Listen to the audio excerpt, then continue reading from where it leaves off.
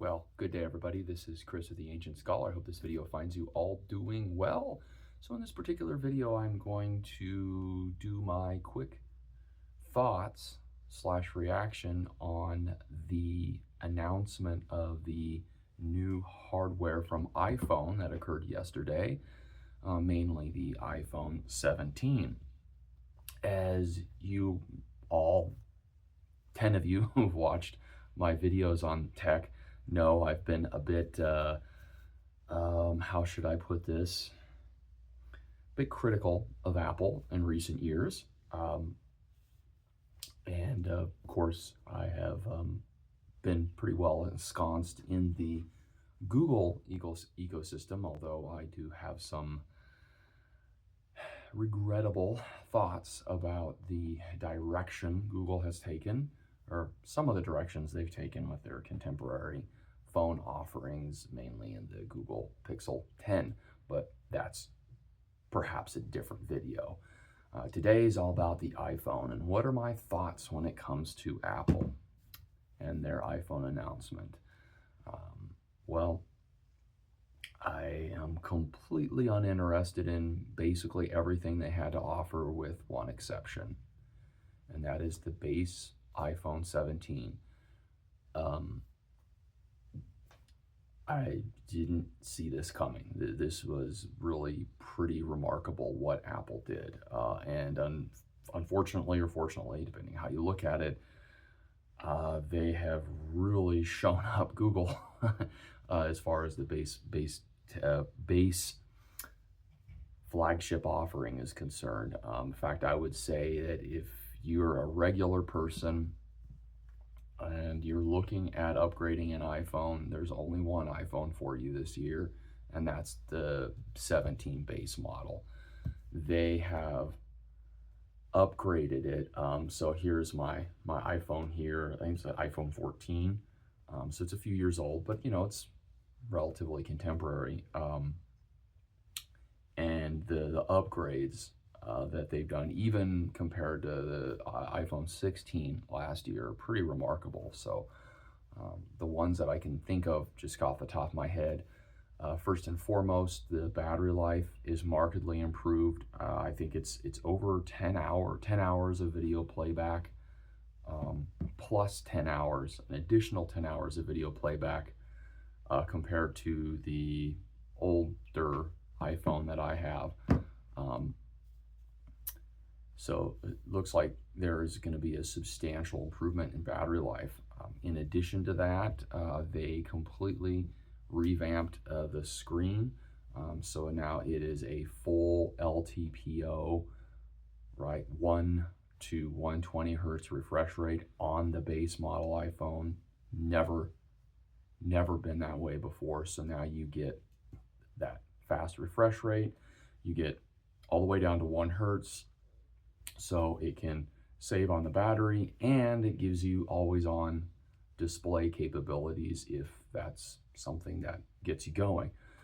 In addition to that, they have increased the screen brightness to, so here's my screen, the screen brightness to 3000 nits max brightness, brought it up on par with many of the other flagships offered by other companies. Continuing on, right? Apple's like the stingiest damn company in the world. It's just, I'm being a bit flippant, but you know what I mean.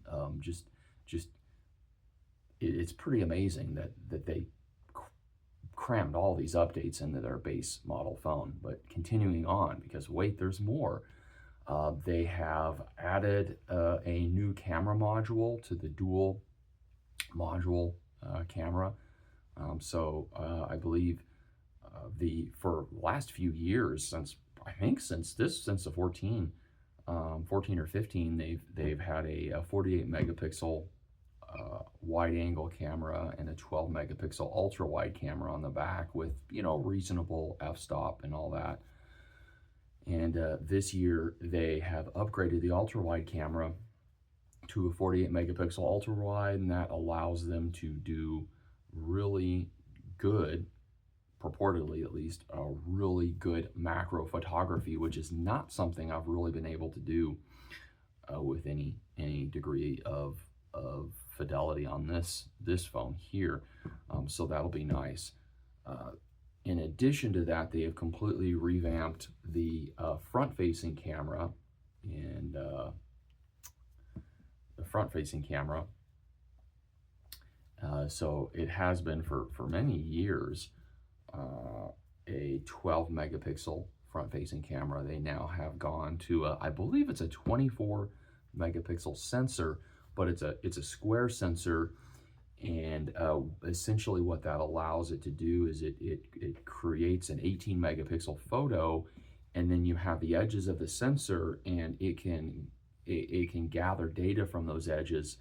And what it allows you to do is it allows you to take selfie pictures in a portrait or landscape without having to turn your phone around. You can just keep it in the position that's comfortable for you, and then because it can move and crop in and out on that sensor, it can take portrait or landscape photographs, and then it can also focus on you. So like what we see in the more contemporary iPads and some of the contemporary MacBooks, it has that center stage capability where it can kind of track you and follow you. So really nice upgrade to the front-facing camera on the iPhone 17. But wait, there's more. It also does dual camera recording, so you can record video-wise. You can record from the front-facing camera while you're looking at it, and from the rear-facing camera. So let's say that you're watching your kid take his or her first steps and you're recording it. You can also record you reacting to it at the same time, you know? Yeah, so that's kind of a neat little addition that you can do without having to download any third-party stuff. But wait, there's more. They've purportedly upgraded the ceramic shield, so it is now more robust, substantially more scratch resistant. I wouldn't know. I typically rock a case and a screen protector, but still, I mean, nothing wrong with having something that is potentially more robust. Nothing wrong with that at all.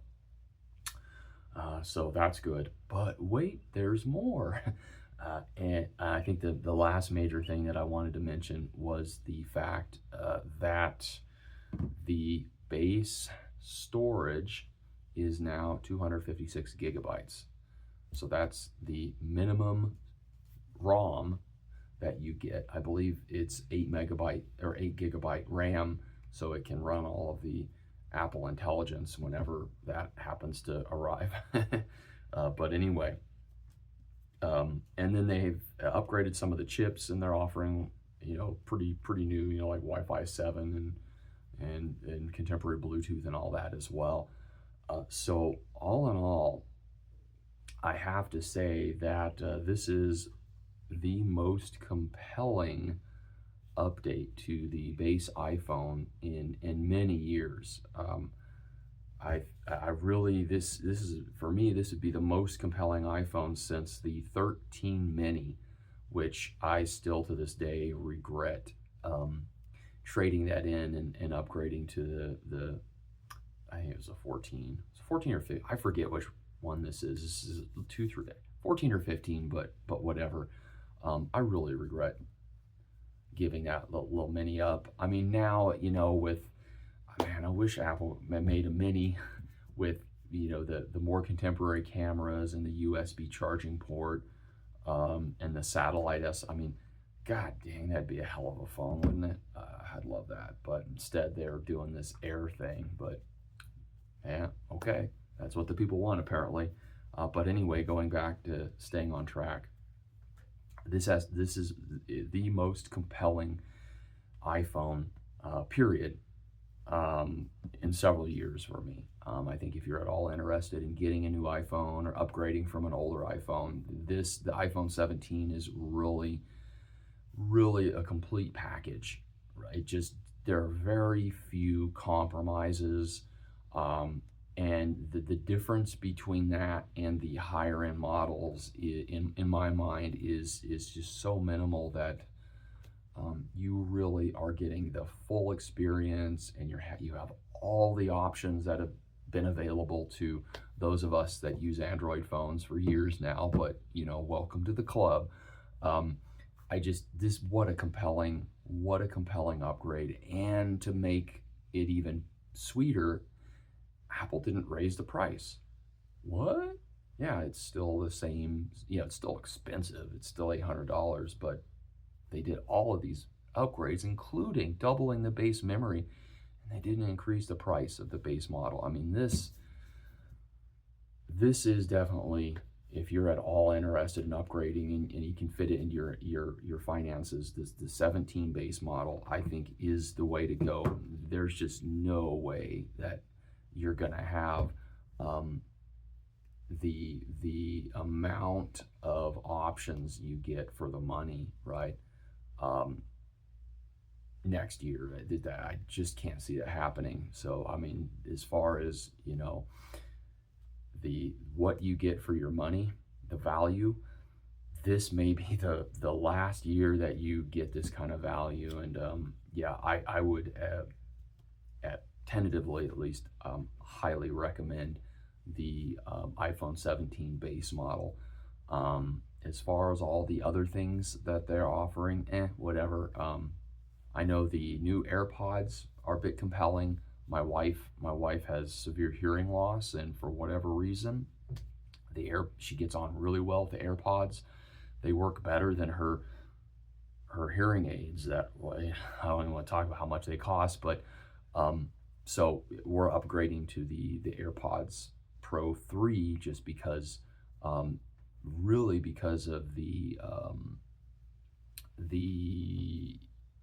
capabilities that it seems to do as far as the noise cancellation, which really helps her with her hearing. Where she's in an environment where there are lots of different noises, it really hinders her ability to focus on conversations. And so having that is a great asset for her. So we're definitely upgrading. She is, at least. I'm not. I have some AirPods, and they're fine. So I'm not super compelled there.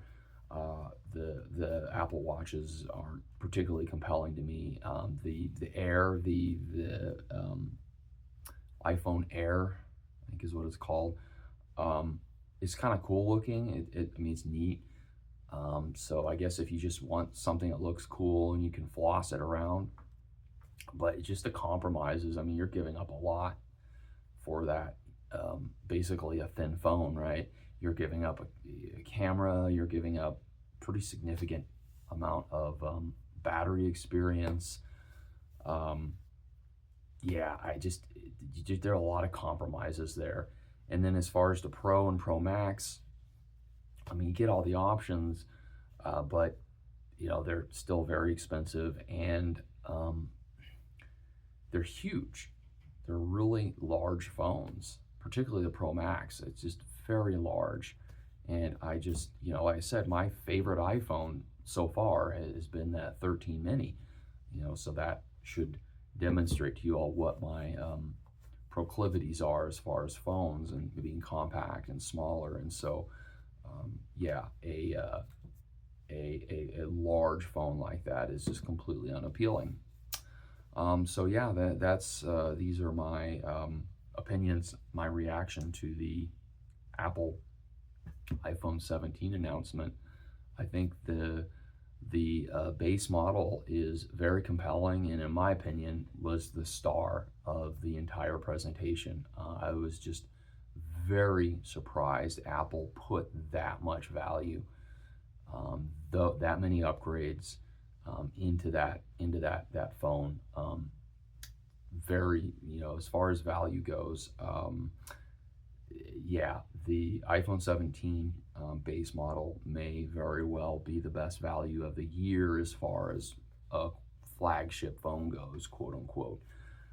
And unfortunately, and this will probably be a different video, Google Pixel, yeah, this certainly complicates my feelings about things. Oh, but that's good. It's good to see companies, right, add value in. So I like to see that. All right, everyone. Have a good day. See you next.